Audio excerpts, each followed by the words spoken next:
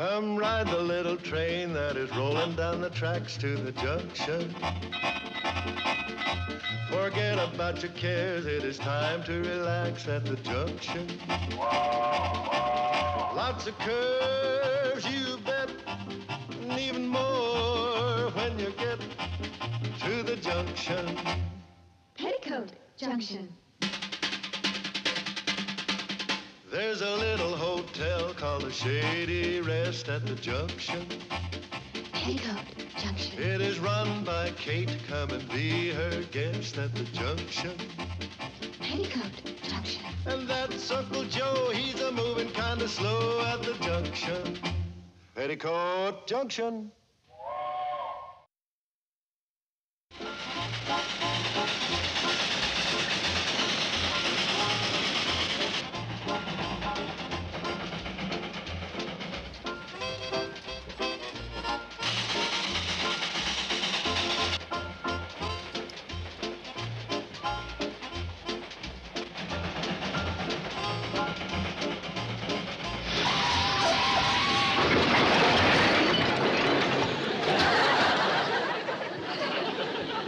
Conductor, what did he hit? Nothing. Is this Pixley? Does it look like Pixley? I don't know. I've never been to Pixley. Conductor has to answer more silly questions.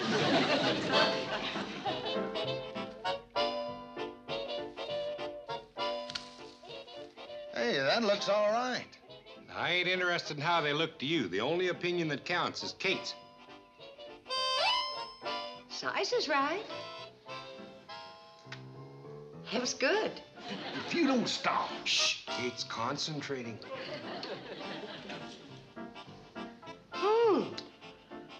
It's perfect. Hooray! Floyd, let's pick apples. Hey. Hi, Joe.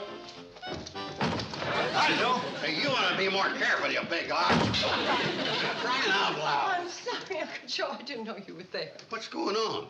Oh, the same thing that goes on every year about this time. The apples are just right for bachelor butter. I knew it had to do with getting something free to get them 2 big tubs of lard moving that fast. Oh, they look forward to it. Kate, it ain't right. Charlie and Floyd, Sam Drucker, Doc, and all the rest of them imposing on you. Well, they're not imposing on me. You know something?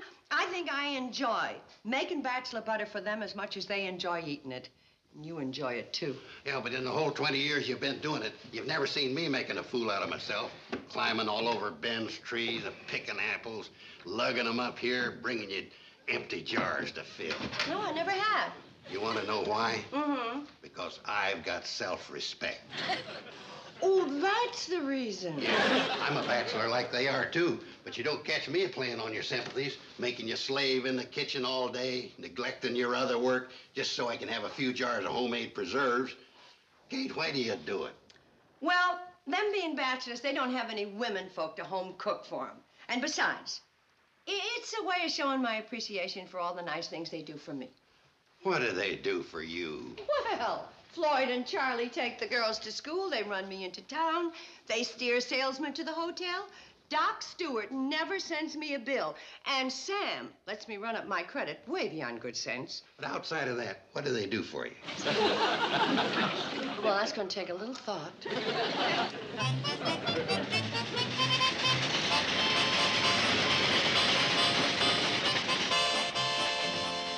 Conductor, this train is going backwards. How about that? And some folks accuse us of running an old-fashioned railroad. Yeah, but we're going to Hooterville. I'm supposed to be in Pixley at 10 o'clock. Then don't travel during bachelor butter season.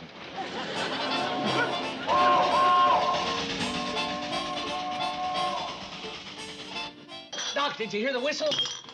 Yeah. Yeah. Well, grab all your empty jars and come a-running.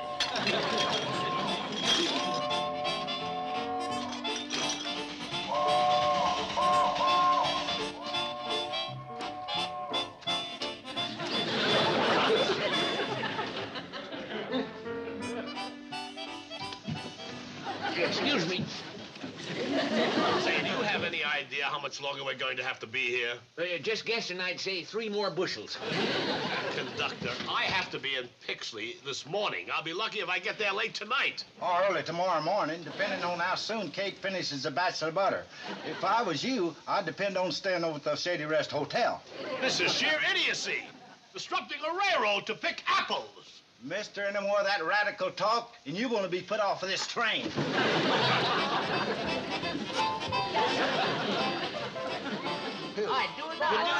Boys, now stop that. Instead of squabbling, just tell Uncle Joe how many jars you got, and he'll see that you get back what's due you. Yeah, just line up right here. All right, Sam, how many you got? 22. 22? There won't be no butter for the rest of Well, us. 12 is Doc's. Why didn't he come himself? He had to take out Lou Dawson's appendix. Lou had all year to have it took out. You know, that bachelor butter your mother makes must be something pretty special to cause all that excitement. I wish some of our food products did. What kind of firm do you travel for? HDL Food Products. We put out all sorts of canned goods. Betty Joe, get your sisters. Bobby Joe! Billy Joe! Mom wants us! Woman's work is never done.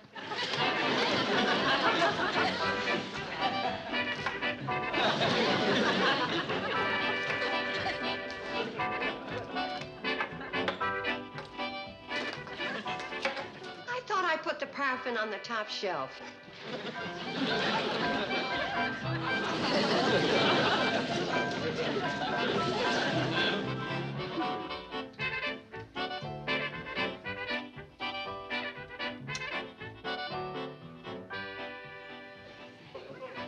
Now, when the alarm goes off in 16 minutes, the apples will be boiled enough. Mom, how can you tell if that thing's set for the right time? I've been making bachelor butter with this clock since before you girls were born. And when I set it for 16 minutes, it goes off in 16 minutes. Most of the time.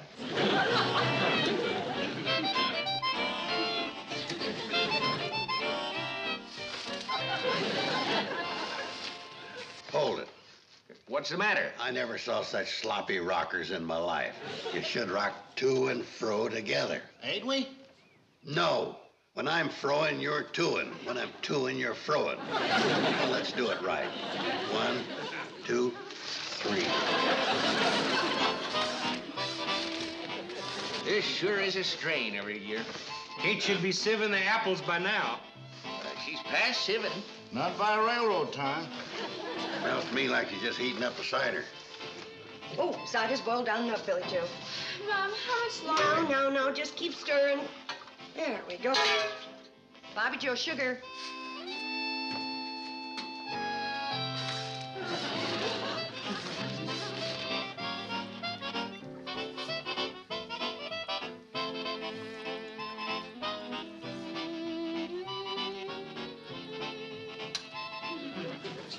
There, that should be sweet enough. But how do you know without tasting it? If I tasted everything I cooked, I'd be as big as this stove. And you girls better remember that when you get married and you start cooking for your husbands. Yeah, I suppose if you put on too much weight, romance goes right out the door. Mm-hmm. And you can't squeeze out after it. Now for the ground clothes. Seriously, Mom, I've watched you every time you made this recipe, and I can't figure it out. How much sugar did you really put in? 5 scoops and a sprinkle. And be accurate. Accurate. Yeah, accurate.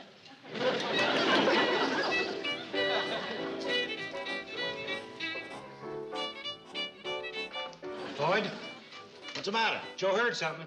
I think I heard the oven door open. That was the oven.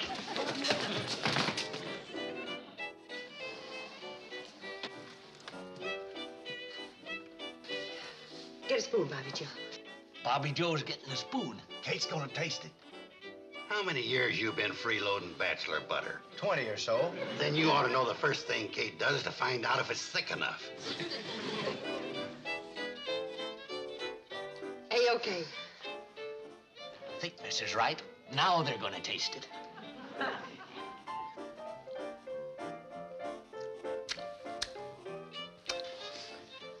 Joe? It got past Kate. Bobby Joe. Sounds like Bobby Joe's tasting. Sounds like Betty Jo's getting in her licks. Somebody else is tasting. It's more than tasting, it's kind of slurping.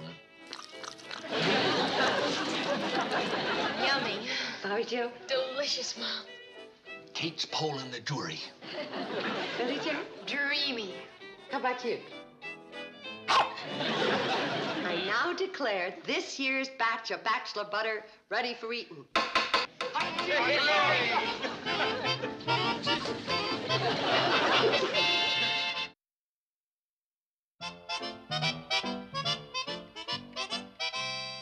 You know, Mrs. Bradley, after tasting your bachelor butter, I can see what all the excitement was about last night. Well, thank you, Mr. Granville. Would you like to have a jar to take home with you? Well, that would be wonderful. Wait a minute. You a bachelor? No, I'm not. Then that'll be $1. Uncle Joe. You know the rule, Kate. Free to bachelors if they provide their own jar. I don't suppose you got your own jar. No. And that'll be $1.25. In spite of what Uncle Joe says, you may have a jar with my compliments. Well, actually, I'd like 2 jars. Boy, Charlie and Floyd could take freeloading lessons from him. Uncle Joe, Mr. Crandall is our guest. You can have as many jars as you want. 2 will be fine. I have an idea about this bachelor butter.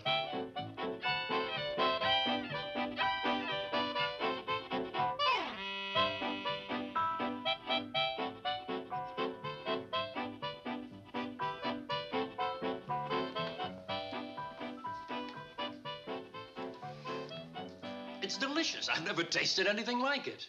You agree with Kimberly Stevens? Yes, I certainly do. Gentlemen, do you think we can produce this commercially? If Mrs. Bradley will show us how she makes it, we'll have it in production in a month. Good. I'll write Mrs. Bradley immediately and make an offer. Oh, pardon me. You see, Mrs. Bradley gave me this personally. And the enclosed check for $250. $250. Wow. To evidence our good faith upon delivery and satisfactory preparation of your bachelor butter recipe, we will pay you an additional $250. That's $500. Please advise us if this is acceptable, and we will arrange transportation to our factory for you and hotel accommodations. Gee, well, you're going to accept the offer, aren't you, Mom? Well, Hey, hold on a minute. Let me see the check. Who is this fella Jenkins that signed it? Well, it says right here he's the comptroller. Yeah, but how do you know that's his signature? You should have sent along some identification. You know, you can't be too careful, Kate. oh, I'm sure it's all right. What are you going to do, Mom? I gotta make some more of the stove polish. This is the last of it. I mean about the offer. You're going to go. Of course she is. How can I go and leave you girls in the hotel? Uncle Joe will be here. I ought to go along with you and see if they don't pull no fast ones. They said they'd only send Mom's transportation. Probably afraid to have me come. I reckon that Crandall told him about my shrewd reputation. Well, I don't know what to do. Gosh, Mom, all that money? Oh, yeah, Mom, you've got to go. I know. Let's put it to a family vote. All those in favor say aye. Aye. Aye. Okay, it's unanimous. Wait a minute. There's still one member of the family who hasn't voted yet. What do you think? Now it's unanimous. How do you get a jar of bachelor butter? I gave it to him. After all, he's a bachelor. Well, aren't you?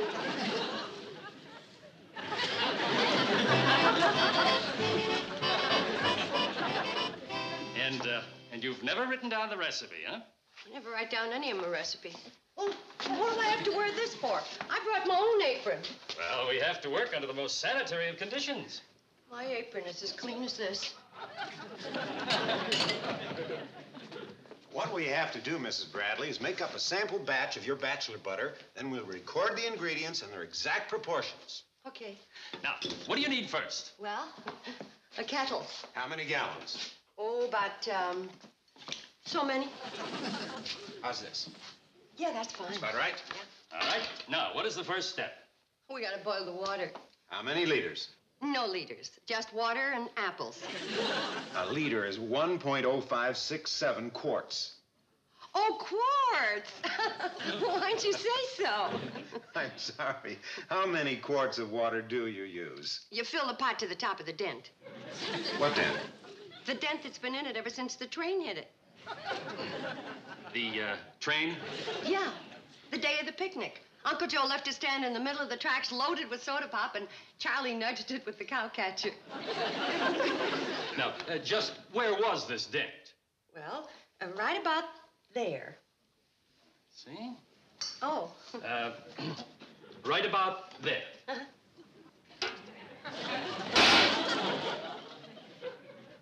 Well, it isn't as deep as the one the train made, but it'll do. Come on. All right. Now that we wash the apples, we gotta cut them in quarters. I see. And then when the water boils, we dump them in and add the sugar. How much sugar? Well, it depends on how tart the apples are. Well, how do you determine that? By the pucker test. I beg your pardon. Well, you bite into the apple, and you see how much your mouth puckers, and then you know how much sugar to use.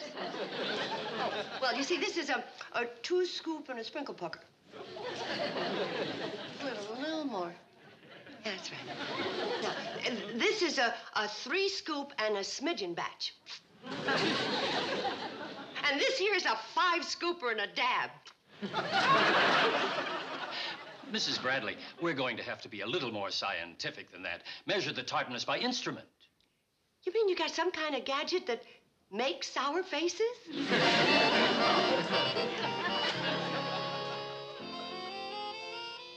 Now, you put the apples through the sieve, boil down the cider, and add it to the puree. Now, what's the next step? Seasoning.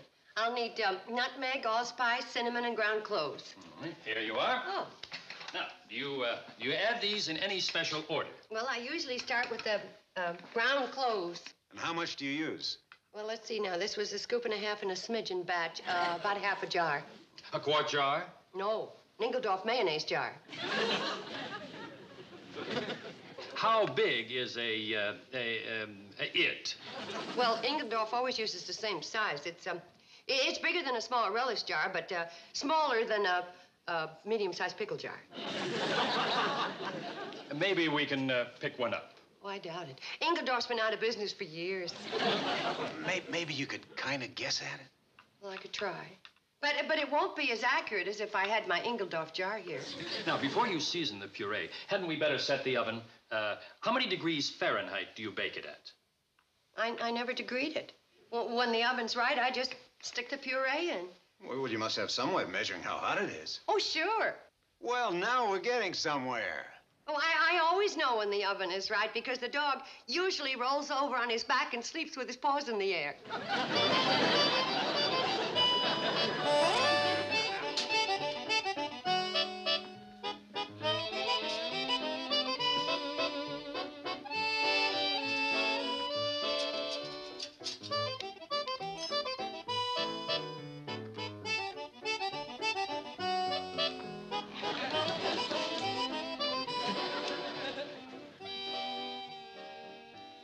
It isn't very good, is it?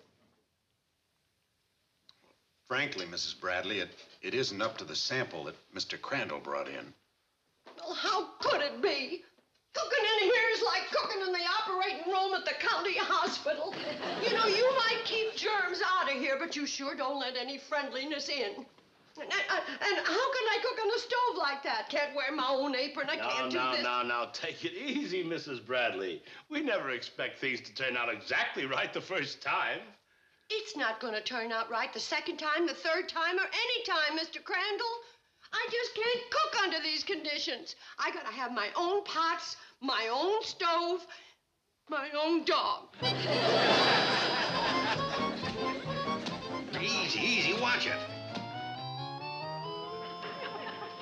If you're not satisfied with the way we're doing this job, we'll be glad to let you take over. I gotta get the rest of this stuff on case list. See, there's pots, sieve, Ingeldorf mayonnaise jar. I know they should have gone along. She's probably ruined that whole $500 deal I dickered up for her. As soon as you boys get that stove loaded on the train, you come back up and I'll have the rest of the stuff loaded ready to take down. Have it ready for us to haul down. What does he think?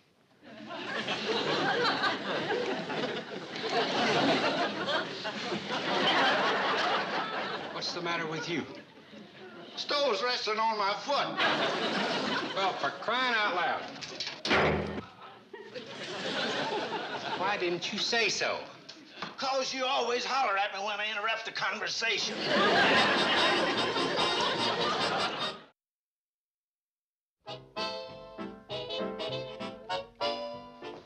Dented kettle, sieve, clock, Engeldorf mayonnaise jar, dog. Well, I guess that's everything. Now, if one of you fellas will fill that kettle up to the dent, we'll get to boil it. Oh, Mr. Kimberly, are you sure that stovepipe's fixed now? Yes, it's fitted right into the air conditioning duct. Now, if you need any more wood, we still have half of Mr. Crandall's desk chair and a hat rack. I don't think we'll need it. Stove's starting to warm up, all right. How old is this stove, anyway? Oh, it's been in my family for 65 years. How do you keep it looking so new? Rub it down twice a week with my stove polish. There's the water. Now, what's next? Gotta get started with the apples.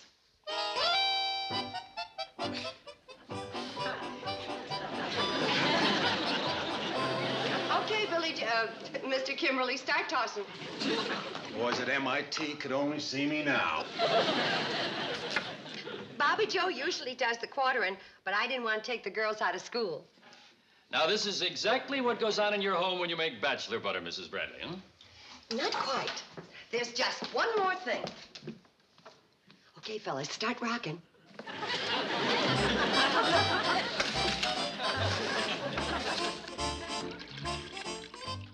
Now, as soon as this boils down, we'll make the puree, spice it up, and stick it in the oven. Is the oven hot enough yet?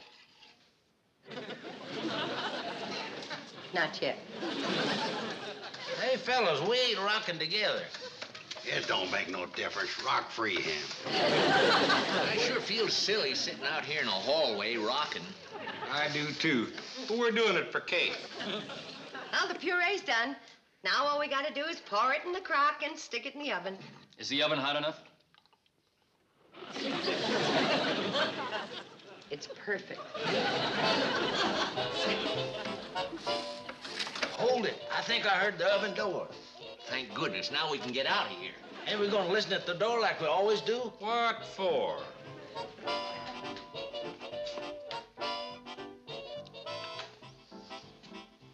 Well?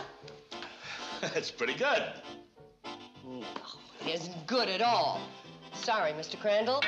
Just isn't gonna work. I don't understand it, Mrs. Bradley. We brought everything you asked for, the stove, your pots, your dog, your friends. All except the most important thing, the anticipation. What? Yeah, the fun the fellas have looking forward to my bachelor butter every year. You know, watching the apples turn just right, picking them, squabbling over whose jar is whose. Me and the girls trying to make every batch the best. Well, those are the things that are missing in this. I think I understand, Mrs. Bradley. We could probably come pretty close to making your bachelor butter at the factory, but it would always lack that one essential ingredient you give it, love. Yeah, it's just about the size of it. I'm sorry. Come on, Fahrenheit. Oh, if you boys will come by the Shady Breast about this time next year and bring your own jars, I'll fill them up with the best bachelor butter you ever tasted. You can stop rocking, fellas. We're going home. Good! Hooray! Yeah, glad to hear that.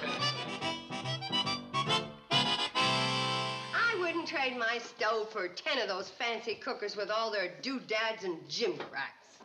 Oh, Mom, you're just old-fashioned. Mom, we're awful sorry the way everything turned out. So am I, honey. We could have used that money. Don't worry. Uncle Joe will come up with something. Hey! Hey!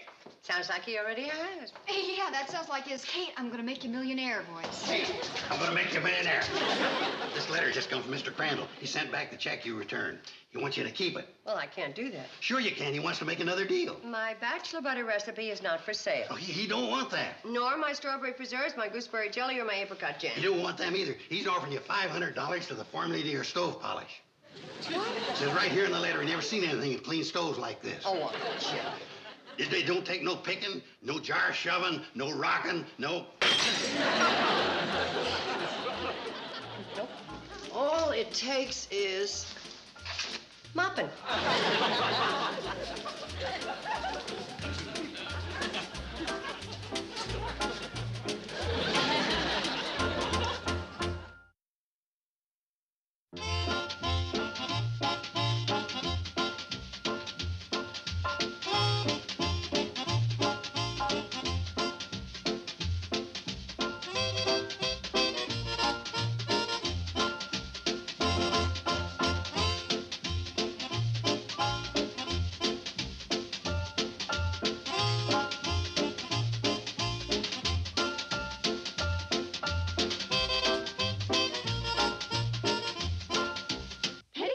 Junction.